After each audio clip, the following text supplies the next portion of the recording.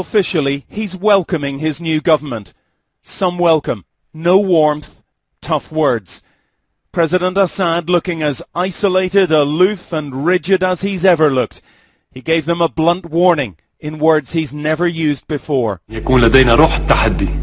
live in a real state of war, he said, and when we're in a war, all policies need to be directed at winning it.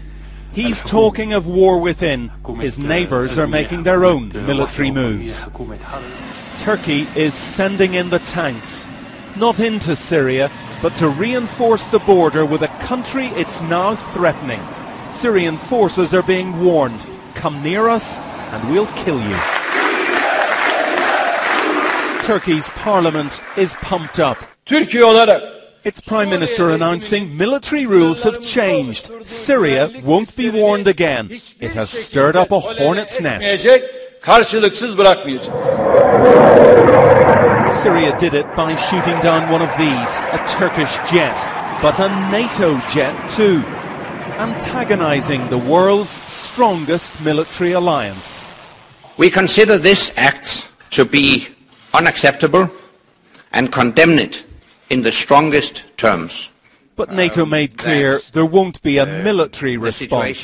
The West is still unwilling to confront Syria's president and his regime with brute force.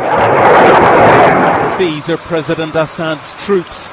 It's unusual because they're moving through the capital Damascus to fight in its suburbs. Not just troops, but tanks and anti-aircraft guns. Once Damascus was a stronghold for these men and their president. Now it's a battleground they dare not lose. From dawn on the edge of the capital, the sound of fighting. A conflict the monitors from the United Nations can hear but can do nothing about. They're all dressed up, but they've nowhere to go. Their bosses say their mission is suspended. But this conflict isn't suspended. Assad's army is still bombarding rebels in Homs. The smoke and flames of the revolution now spreading all over Syria. For months the world has been engaged in a bit of a hair-splitting argument. Is this a civil war or is it not? President Assad has now answered that question. He says it's a war from all angles. Now, war is a word he wouldn't have dared utter a few months ago because it would have been seen to be conceding something that he didn't want to concede. Well, he said it now. I think it will unsettle an awful lot of people, including many of his supporters who were perhaps in denial. Many too here in Damascus. Damascus, the scene even today of really quite fierce fighting. This conflict is spreading.